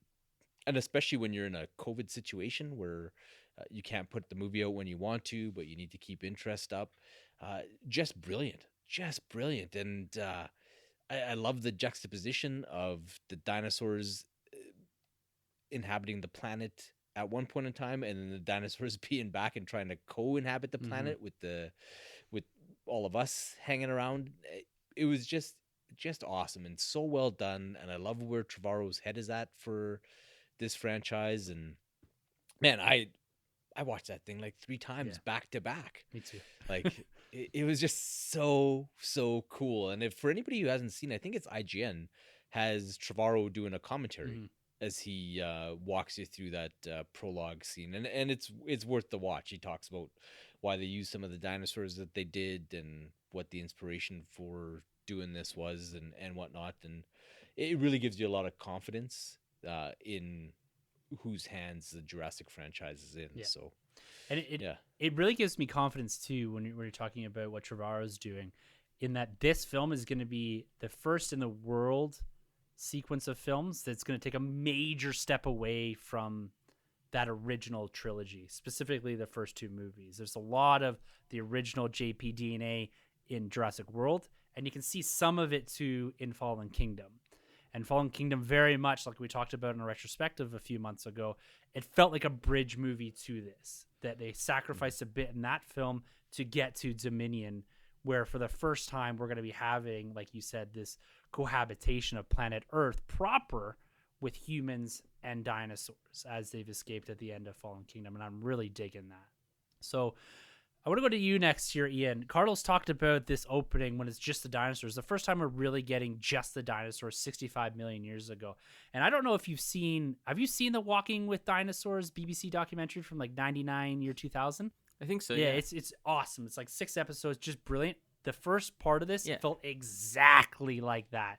Like, especially when you get the river with the pterodons flying around and all that. I was like, wow, this feels like I'm sitting in my, like, as a nerd for my life, sitting in my dorm room hidden, pretending I'm like partying. But no, I'm sitting here watching the BBC documentary a few years after it came out of Walking with Dinosaurs. It felt like that. And I got this cool vibe. And I would guess that was an inspiration for what Trevorrow did here, and then jumping us into the future. So what did you think about Jurassic World Dominion prologue here? No, I thought it was really good. Yeah, like I mean, you know, just how it was filmed and how beautiful it was great. And I think with Jurassic World, like I always have that kind of soft spot for the whole franchise of Jurassic Park. Jurassic Park was probably one of the last kind of franchises I got into with my little brother. Like he was at that age where like this was his big thing, and we got all the toys, and I collected the Topps cards, and it was such a memorable part of my life. And I think that's when I kind of transitioned maybe into video games, and I got a little older. So that was it brings back a lot of good memories. So it's nice to see any kind of Jurassic content. But that prologue was great. I mean, which one was it before when they did like a little side story? Battle of Big Rock. Was that the Battle of Big Rock? Yeah. So it's kind of cool that they have these little side things, and I didn't know that that part was not in the movie.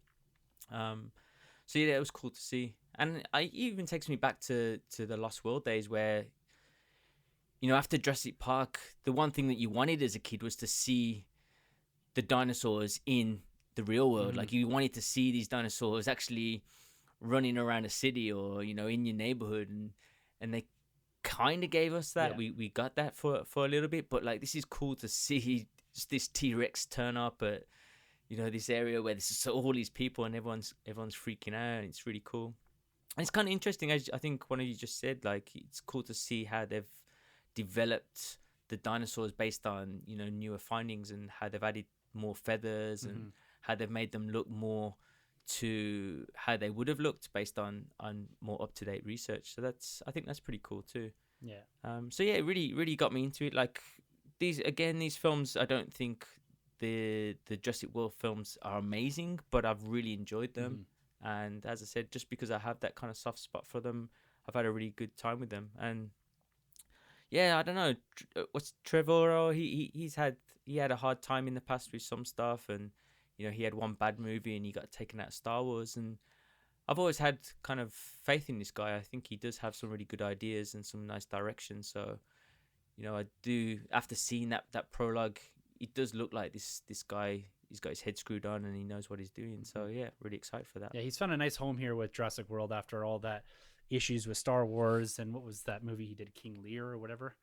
That Book of Henry. Book of Henry, yeah, right? Henry. Yeah, Book of Henry. Book of That's Henry. it, Yeah, yeah. got kind of bashed around there, and yeah, he did have a tough time. But he's remained on as a producer, I believe, in some capacity with Camp Cretaceous, and he played a role like that in Fallen Kingdom, and kind of constructing the larger Jurassic World narrative as we're seeing this franchise continue to expand out with a Netflix show, like I said, movies, and they're going to continue to roll this out. This franchise is not going anywhere, and he's exploring new territory, which is really exciting. Yeah, and he did that Battle of Big Rock thing, which was I believe a post Fallen Kingdom tie-in where the dinosaurs are integrating into the real world, and people are seeing them show up in random places the same way a raccoon or a deer would, wandering into your campsite and all that. And so it's really cool to see what they're doing with all this. Troy, man, Jurassic World, Jurassic Park, what they're doing with the dinosaurs, and like Ian said, giving you that cool representation of the fur, and probably some excuse that when they splice them with frogs, that's why they don't have fur in these ones, or hair, or whatever you want to call it, feathers. Lots of cool stuff here. You digging the visuals and what they're bringing here for Jurassic World Dominion? Well, no, I'll be honest, I haven't even checked this out, but after hearing all the hype now with you three, I gotta definitely go back, because yeah, I missed the Big Rock one, but I heard cool things about that. But now we've gotten a second kind of little indie short flick, I guess, tying in, or a little tease. So and that's really cool, because I like that. I think it's Prometheus, not Prometheus, Part 2. So what was that? That was Alien Covenant. I think they did something. Covenant, yeah, they did some similar marketing, and I loved how they did that, even though it was a little bit of a departure from Prometheus. But I still like that idea, and I know it's a budget, but I actually encourage more studios to do stuff like that, especially in these COVID times. So I really like that. And I do like the fact that Trevorrow was back, because he missed, out of the 3 films we've gotten, he did the first one, missed the second, and is coming back for the third. Right, so I love that, because hey man, I was a fan of his screenplay for the Rise of not the Rise of Skywalker, the Duel of the Fates, Episode 9. To me, that is like my Star Wars headcanon right now, and what he did with that was awesome. So if he's putting that energy, even half that energy, into what he's doing with the Jurassic Park stuff, I'm all in. So I probably am due for a rewatch of the original Jurassic Park. I have seen the first one with Chris Pratt, and I thought it was fun. I skipped on the second one, but I guess now is the perfect time to go back to part 2. Just do probably a rewatch of the new trilogy while leading up to the final, I guess. So yeah, I'm excited for that stuff, man. Fallen Kingdom was one when I watched the first time. I was like, I don't know if I like this, but then I subsequently kind of fallen in love with all the world stuff and just appreciated what it's done for the franchise. And yeah, again, we're dealing with dinosaurs running around chasing people and all this stuff, right? And the problem with Kingdom is it feels a lot smaller at times, especially as you get towards the back half of the film. But and that's why we kind of called it a bridge. They sacrifice a little bit to get hopefully a lot out of this new one. We're seeing new dinosaurs and all this. So very, very exciting stuff with the Jurassic World franchise. Can I just ask, have they released a kind of synopsis for this movie? Do we know what the movie is actually about? I haven't looked. I typically stay away from that kind of stuff, to be honest with you. So yeah, it hasn't. Because I heard some rumors that the movie it's going to be about them engineering dinosaurs to suit, rich people, so people actually can buy dinosaurs and then they engineer them and start making them a certain way to meet people. I didn't know if that was or just a rumor, if that was true. They kind of seed that at the end of Fallen Kingdom, right? Where there's that shot of the guys in the trucks and they have all the embryos and whatnot in the little case there and stuff. And then also the whole dinosaur auction that they had. And, Dinosaur King. Make it happen, Netflix. Let's go. Yeah, exactly. They're already doing Camp Cretaceous. Oh, Troy, executive producer, man. Hopefully Ted Sarandos is listening to this. I don't know. I guess what I always thought about this was that it was going to be what happens when the world has to just deal with dinosaurs just kicking around. And this might allow you to get back to that Jurassic Park 1 true bridging on horror type of stuff, right? The screams and all that, because you really don't know what's lurking in the background. You lose a bit of that with Lost World and Jurassic Park 3, and Jurassic World doesn't exactly facilitate the same sort of dark, you don't know what is beyond the fence type of feeling, and this might bring some of that back. But I'm sure they're going to play with the engineering stuff because they teased it quite heavily the last 2, and even in Camp Cretaceous, right? They do tease some of that as well. Yeah, I wasn't a massive fan of the engineering stuff. I don't know. I mean, I understood that it was kind of needed in a way to progress, maybe make it a little different.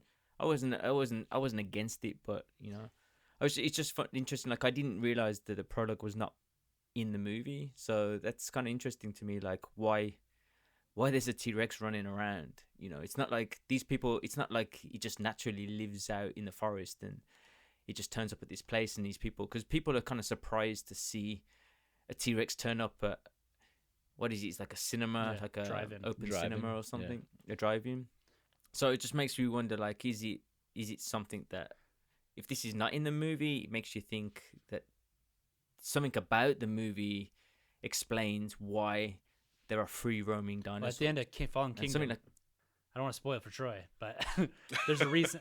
Sorry, at the end of Fallen Kingdom, they kind of just everyone goes type thing. Okay, so it's running straight off from that. Because I thought this was like four years after Fallen Kingdom. And it might be because it just gives you that ability to say dinosaurs are gone and they couldn't round them up and they've bred and they've kind of have a foothold in ecosystems now. And there's, you know what I mean? Like, I think if there's a big leap, it's because they want to get into a true Jurassic World, would be my guess. Like, they don't want to be, because you're always like, that was a nice leap they made in Jurassic World 2 or Jurassic World 1, is that the park was open, right? They got you from Jurassic Park 1, where it never really opened, to this one. It's fully open, operating, running, and then it falls. And this, I didn't really know it jumped 4 years, but I love that, because it's now the world has just basically had to adapt with dinosaurs existing in the same ecosystems and places and all that. And maybe they try to pen them up. I don't know. Maserani here has been working on Jurassic World Evolution 2 for the past 2 weeks. So.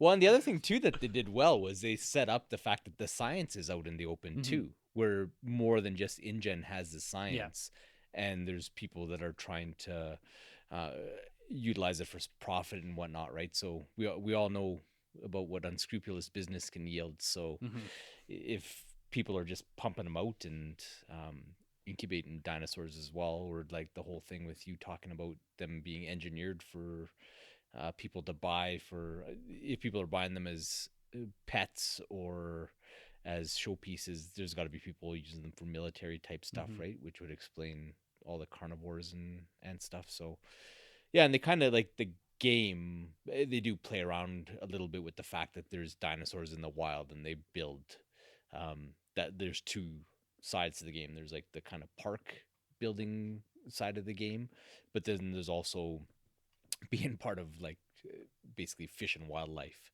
has been tasked with dealing with all these dinosaurs type of thing. And so you're working with Owen and Claire to round them up, and they do some cool stuff. Like there's one where you go to like a poacher camp, and you've got to reclaim the poacher camp and start caring for the animals they've mistreated and whatnot there. Or like national parks have been overrun by dinosaurs and managing them within the national park. So there's some potential for some cool stuff. Like who knows what the end narrative will be like, but guys like Tim and I will be totally happy to just see cool dinosaurs in cool places. So exactly.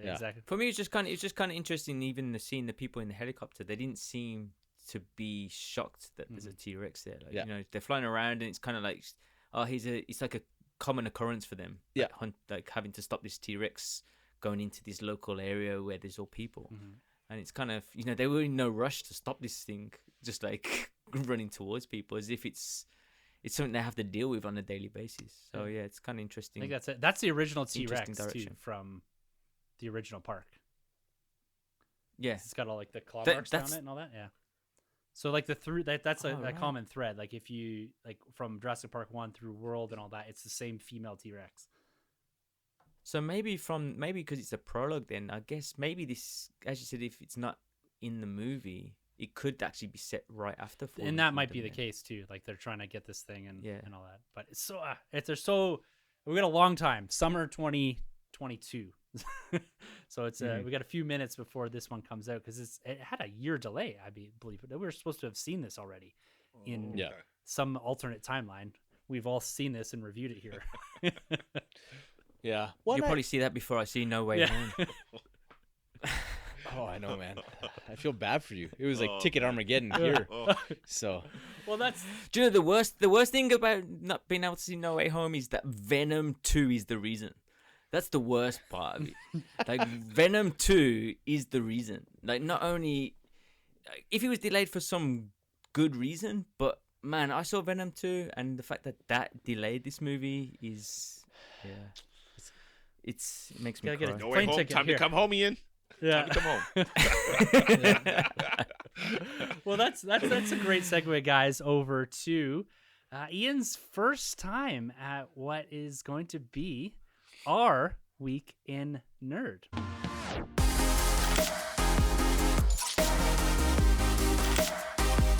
So, Ian, you're very familiar with this segment, and I actually want to kick it off here. I'm going to throw this out there because, Carlos, you experienced, this is going to be our only No Way Home talk this week. You experienced a bit of Ticket Armageddon, as you put it here, and I just want to put that at the front there before you jump into a bit deeper on the plastic here. But talk to us a bit about your experience with this Ticket Armageddon, No Way Home, and then after you go, we'll let Ian take a poke here at talking about some plastic.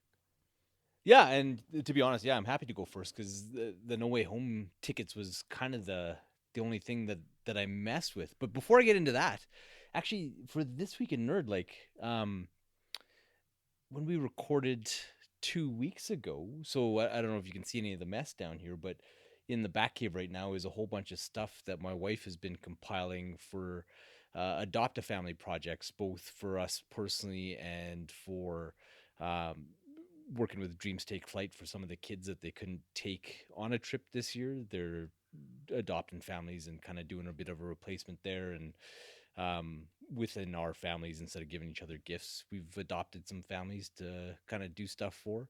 And so, yeah, like when we were recording, like I was kind of looking, I was like, why are there all these cleaning products here? And so I was like, asked my wife, I was like, did our Amazon stuff just end up making its way downstairs with everything else? She's like, oh no. She's like, one of the families asked for cleaning stuff. And it just like broke my heart. So I was like shopping for some plastic on Amazon. I was like, you know what? No. So I took the money that I was gonna buy figures with, and I bought these folks some cleaning stuff. So like, that's not virtue signaling, but if you're out there, like every community has these types of charities Awesome. and have people in need. So like wherever you're listening, from here to Tokyo, like if you have the opportunity to do something like that, or even just throw money at the local food bank or children's charity or veterans charity, something like that, totally encourage you to do that. And yeah, it is a huge difference. And there's like, that was really eye-opening to me, the level of need that some people have. Like when you got to ask somebody else for Clorox, it's not great. So No, and yeah. it's really good. I'm glad you put that out there, Carlos, because I think that's super important. You know, we talk about the plastic, and we talk about this stuff kind of every week, and we're fortunate that we're able to do this and have fun with it. And one thing I do every year, I've done it the last couple of years, and I said to my wife that I want to do it again this year, is I take the entire month of December off of the hunt, and I push that money towards donating to a few charities that we support here over the holiday season. Is that, you know, we have our holiday celebrations coming up here, and kind of in the midst of one right now, and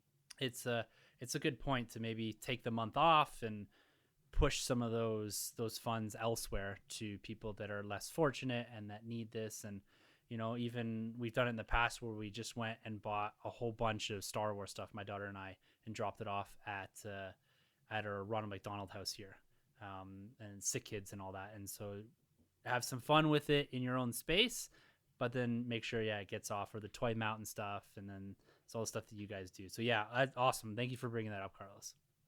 Yeah. That's amazing, man. Yeah, I gotta say that's really nice. And I mean, just even you just saying that people needing cleaning products, it is, you know, it's horrible to hear, and it's nice that you have that idea of doing something to support these people and help these people. Because, you know, I see it even here in Japan, and I think that's a really, really nice way to look at it, especially at the holiday season as well. And, you know, families out there do need some support, and it's not their faults. And yeah, I man, like I'm moved by that. That's such a nice thing to do. So yeah, well done. Thanks, buddy. Yeah, I appreciate that. Yeah, and if you are gonna do that, like I know they'll probably be cheap and stuff, but don't go out and buy anybody Eternals figures, because like nobody wants those, right? So, just think of the kids. Think of the kids. Sorry, I had to. Oh man, it was getting a little that's heavy. Amazing. That's amazing. I have not bought any I- Turtles figures this week. Not yet. I feel bad. I pre-ordered 3 Hot Toys, and now you guys are donating to charities. I might have to go and cancel those pre-orders. No, man. It's like it is what it is. It's just it's one of those. But yeah, I man. think, Like, yeah, it's really an important thing to put out there, man. I think it's well, sometimes you just don't think about it, right? Like, you don't. Yeah, that's the thing. Yeah. yeah. So I just thought I'd throw it out there. But yeah. Excellent, man. Yeah. Spider-Man Ticket Armageddon. It was crazy, man. Like, I know everybody down in the States was primed and ready to go, because a few of their theater chains had said 12 o'clock Eastern time, it's going down. So I was like, you know what? It's usually not as crazy here, but you know what? I'll just get it done. And quick, like, family aside story, Amazing Spider-Man 2, my daughter's like 2 or 3 years old, and we're going opening night. Get there, I had bought tickets for the wrong day.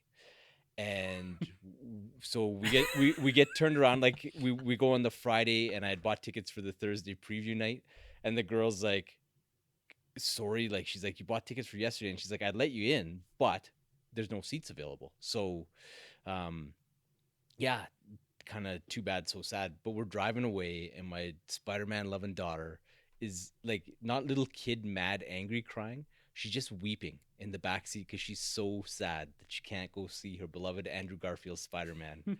So like, when these tickets rolled around, I was like, I will not let MJ down. Like, I need to make sure that we have tickets in hand. And oh my goodness, it was unreal. We had 2 phones going, an iPad, and both the major chains that give theater service in our city, Cineplex, who's the major chain, they actually took the Spider-Man No Way Home tickets down within the first 10 minutes. There was dates open and show times, and I'm trying to lock my seats up, and then I'm like on the Landmark through the Atom app trying to get seats, and I'm on their website. And after 18 minutes, my wife finally gets through, and she gets us our tickets for we had a very small window that we could go do this with, just it being busy at Christmas and the kids' extracurriculars and stuff. So we had kind of one showtime that we could hit on that opening weekend. So we had to get that. She locked them up. And then I'm trying for tickets for Troy, Sonny, and I. And man, there was 5 seats left in the biggest. By the time I got through, it was 18 minutes later. There was 5 seats left at that 10 o'clock show that we got to go to, because the boys got the kids to take care of and stuff. And I couldn't believe it. It blew my mind. Like, I was in Hawaii and I got Avengers Endgame tickets with way less stress than trying to get No Way Home tickets. Yeah, man, the Parker appeal is real. There's no denying it. Like, it's because you're trying to Cineplex though. You gotta go Landmark. Landmark or bust. Man, I tried everywhere. I had everybody, like, basically the first place that would sell me tickets was Get My Money, because it was just so jammed up. It's interesting because I saw the discussion online about it, especially the stuff in the States, and I went on Landmark, and I could get maybe a couple hours after everything went down, and I was able to pick up. I didn't buy them, but I could have got tickets for the 10 o'clock showing on Friday night. At Landmark? At Landmark Market Mall, yeah. Easily. There's like... Oh, really? Unless they opened up another show, because I sent you guys the screenshot of of like. But it was the ticket. They had was. 2 10 o'clock shows on Friday night.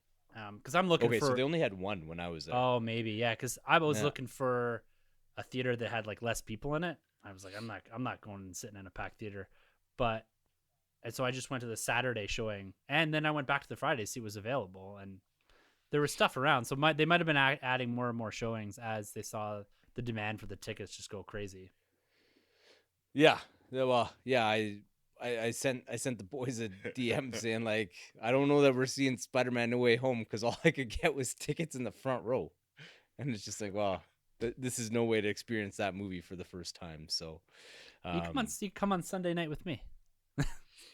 Well, it's funny because my oldest, she can't go, and she's like, maybe I'll just go with Tim. Yeah, I'll hook her up. I'll even buy her ticket.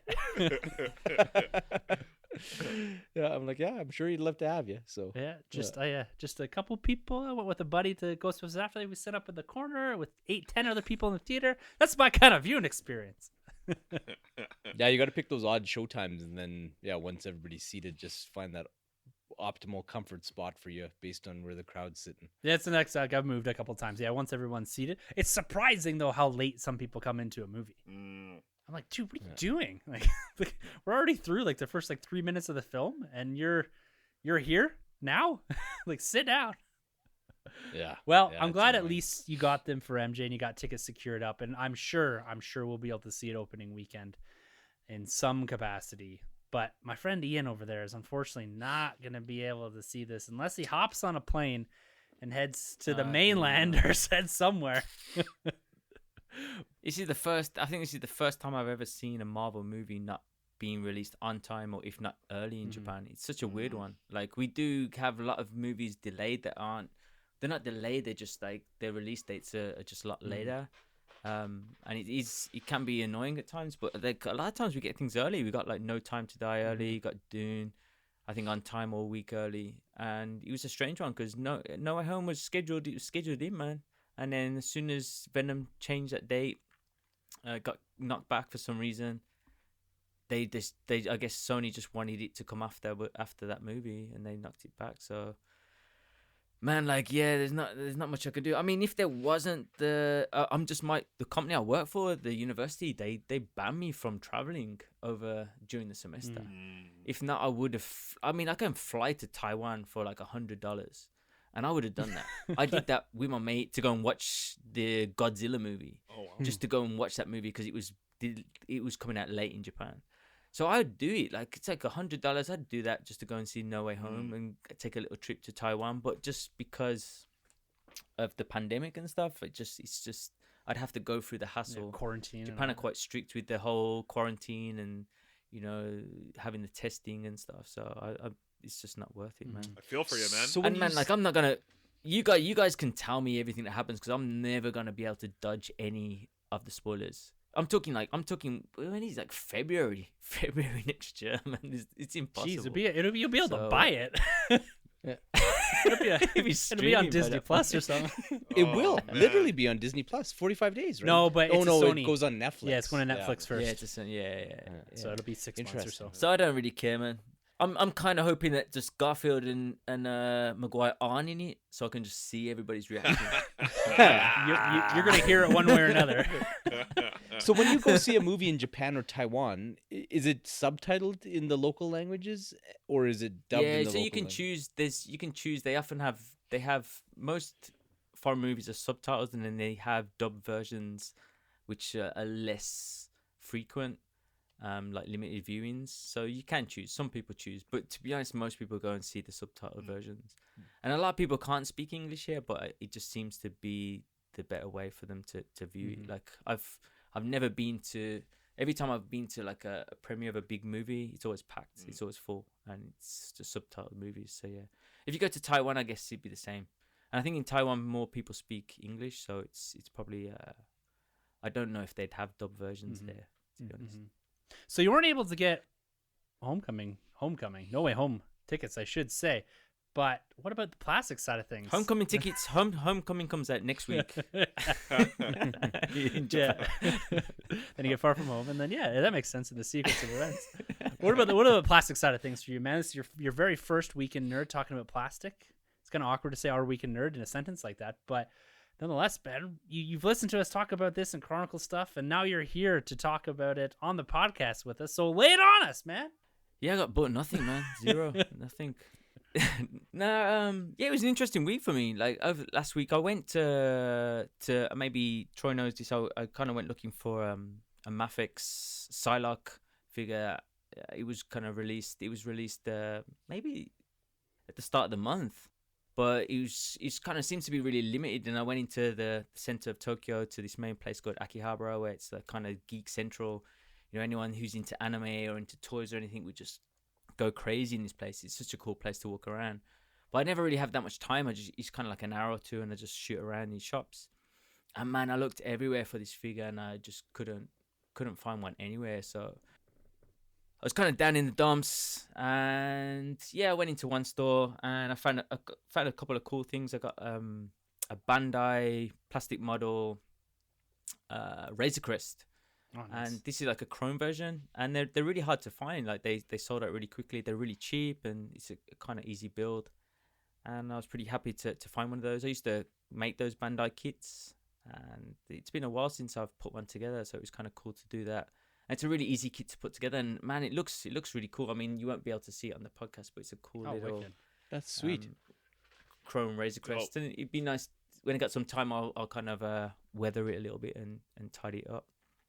So that was cool. Then I spotted it was a really random one, like Chris Evans over, a friend of the show, a friend of ours. I've talked to him about Nightmare Before Christmas in the past, so I'm a big fan of that movie and those characters. And I just spotted this Revoltech. It's like a Revoltech figure of Jack Skellington, and it's a recent release. And it was just random. It was just there on the shop floor. There was only 2 left. It had a sign, limited release, and I just grabbed one. Some other guy grabbed one and picked up one of those. So it's a nice one for Christmas. So I haven't opened that yet. And then the biggie for me was really random. Like on the way home, I went to this place called Mandarake. It's this collectible store, and they have a imported toys area, this American toys area. And I was looking around, going through the McFarlanes and the Marvel Legends, nothing there. It's right by where I work, so I check there all the time. They don't always have that much there. And as I was going around the corner, on the front desk where the guy is, checking stuff, there was something that I really, really wanted. And he was just on the desk.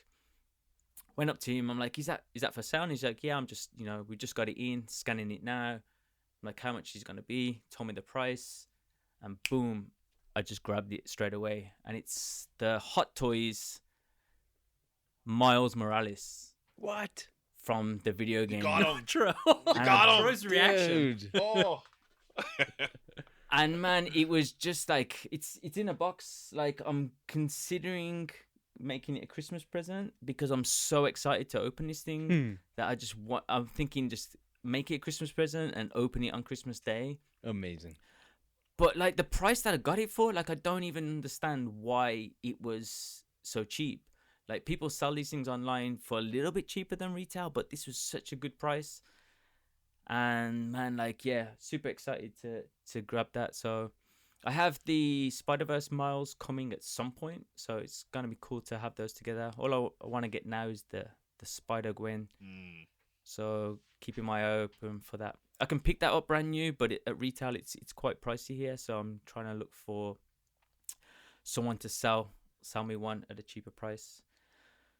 So yeah, I think that's it for me. Wild. Man. So not much. sweet, man. You get Troy all jacked up here. What?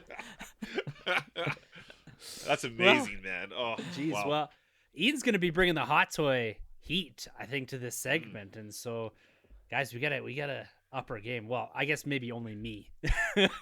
You guys, all the other people on here has got it pretty much locked and loaded here. But Troy, I Yes, know sir. You're all jacked up right now because man. of that reveal from Ian. But did Jeez. you have any success in the hunt yourself? Oh, nothing like that. No.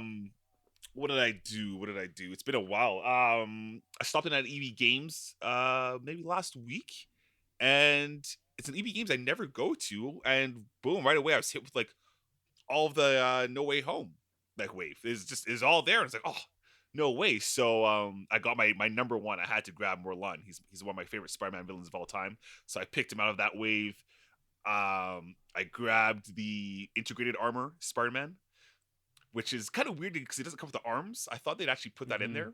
Yeah. That kind of blew my mind that it doesn't come with actual arms. I saw Doctor Strange, but I'm like, yeah, I got 2 Doctor Stranges already. I don't need this guy, so I threw him back. But J. Jonah Jameson, I made sure I grabbed J. Jonah. He looks fantastic. They all look fantastic. Yeah, it's awesome. He doesn't line. stand, And though. one other... I can't get him to stand. Oh, is in the ankles or what? Yeah, the ankles are messed up. Maybe give him Charles Xavier's. What's Yeah. the name? What's the name of the new suit with the gold front? What's the name? That's of the that integrated suit. The integrated, but the one that doesn't have.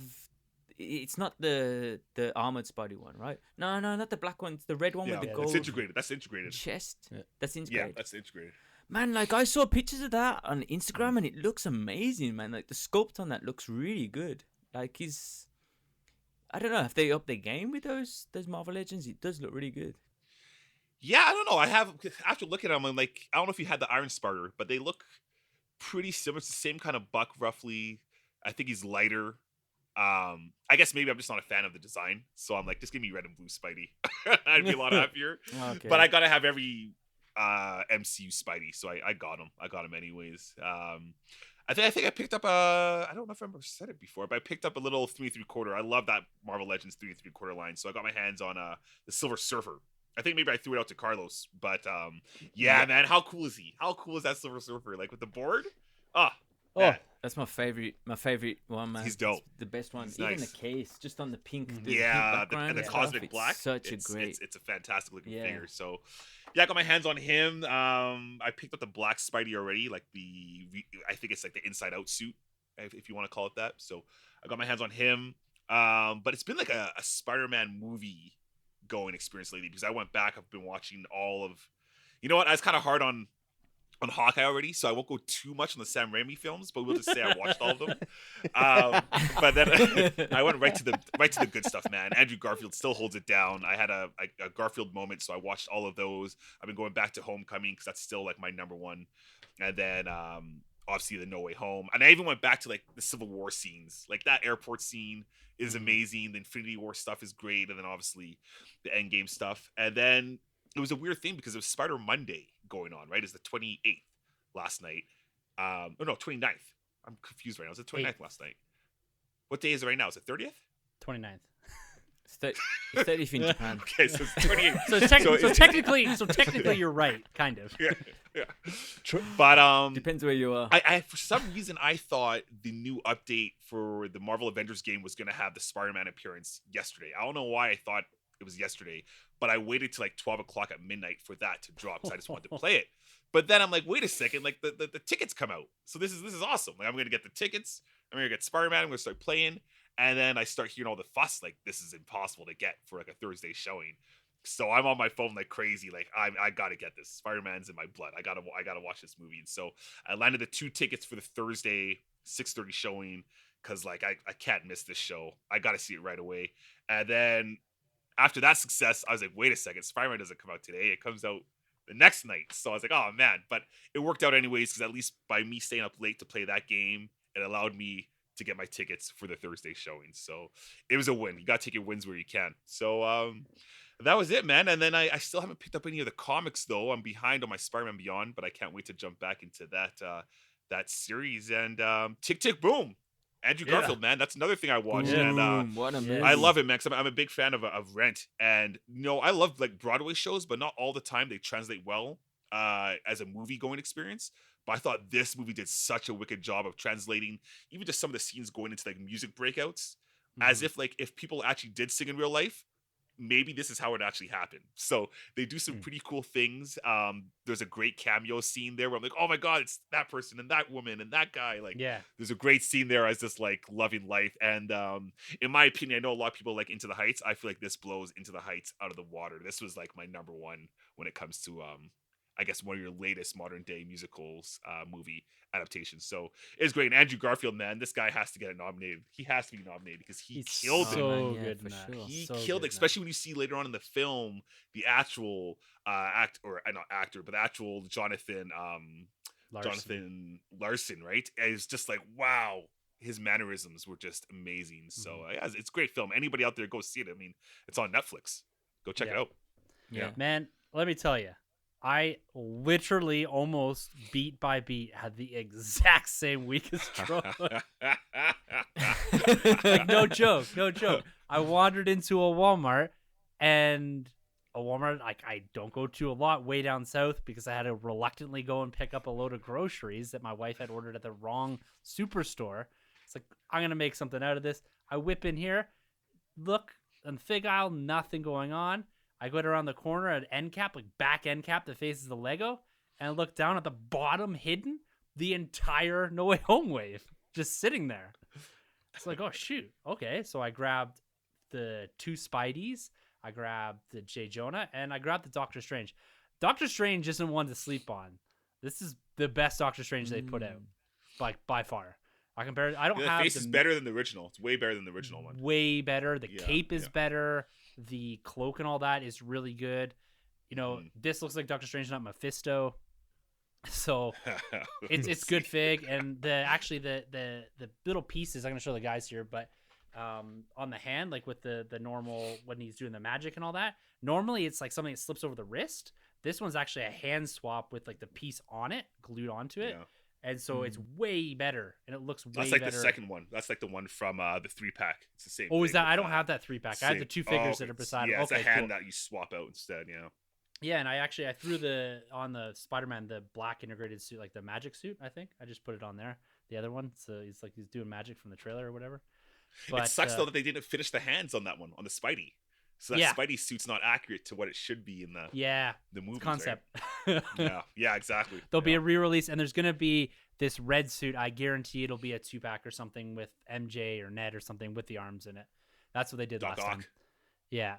Oh, that would be amazing. But I think it's a different suit though, right? No, the suit that he wears. That the advanced suit is different than there's the Iron Spider, and then there's the integrated Iron Spider suit. Yeah, it's integrated, and then there's the Iron one. Integrated doesn't have arms though, right? Yeah, integrated does. Yeah, they both. So there's 2 different. I think like at the start he's wearing the Iron Spider suit with the arms, and the integrated suit that has a bit more material to it and less armor. I think it also has arms. Golden arms, yeah. Oh, does it really? Oh, I didn't know that. Yeah, I didn't catch that first. Right. Yeah. So I was under the impression, I thought the Iron Spider, he's got the arms, but I felt that the Ox steals his nanotech, so he doesn't have those anymore. So he has to make a new suit. So I didn't realize that. So I'll have to. He watch just goes that on again. his jet, right, and makes the Alright. suit. Easy peasy.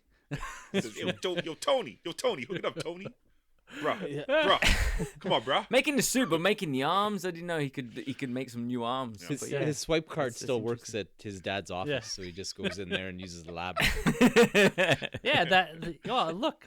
There was in that Hawkeye show. There was a Homecoming reference back to Tony selling the tower. So there you go. It's all connected. It all works. Do you know? I was wondering if that when he says that, is that a reference to Kang, the Conqueror? Because in the comics, Kang buys Stark's building, It's right? He owns probably a that building. Baxter type thing. Like I imagine they're gonna turn into the Baxter building Yeah, or Norman.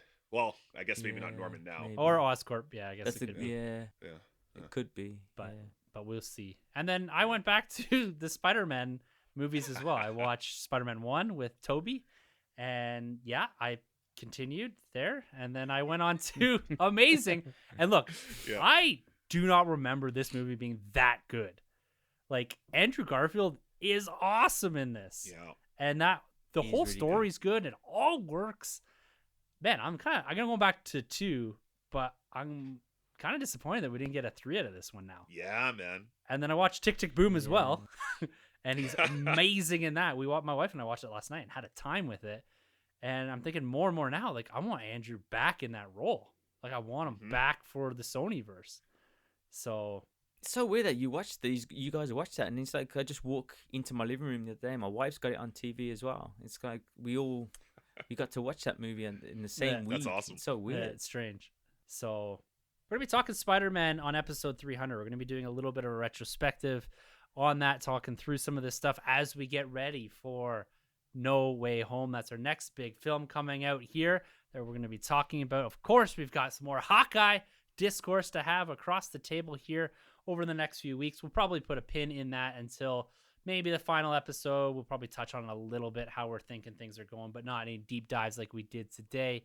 And of course, Book of Boba Fett is coming. There's a lot. We've got our year in review episode, our most anticipated for 2022. So a ton of content coming here from the Nerd Room. So tune back every single Thursday. And if you'd like to be a bigger part of those discussions, you can always email us at thenerdroom@gmail.com. You can find everything we do over thenerdroom.net. The hunt is real, and it's over on Instagram. You're going to see some No Way Home figures up there later on. And let's see what the other guys here. We got to get Ian contributing to that as well with these hot toys. And YouTube, guys, one video a week going up there. That is the Nerd Room podcast on YouTube. Ian is killing it over there. Your Toy Sapiens tour is friggin' awesome. Go check that out. There's a Mayfex Spidey. There's my Ghostbusters and TMNT collection. Got a new video going up this week, Christmas themed. So make sure to head over there and check that out. You can also catch the live stream with Vigilante Boys is up there as well. That kind of expands and elaborates on some of the discussions we had here tonight about Hawkeye and No Way Home. And last but not least, Twitter. That is where you'll find us hanging out on a daily basis, talking nerd.